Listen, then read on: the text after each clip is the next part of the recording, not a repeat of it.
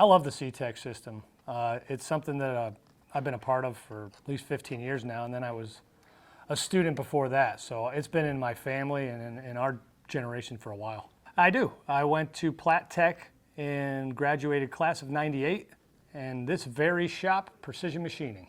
Well, I'll tell you what, I liked doing the trade a lot, and I remembered how much fun it was in technical school. That was fun for me, being in school. So I said, God, I'd love to go back and just relive that and try and like improve upon it for my students. So I just want every day to be a pleasant day to learn.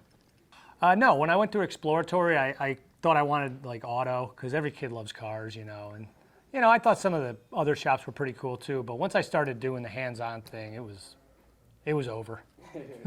Right now, oh, tremendous. Just the nicest group of people you could ever meet.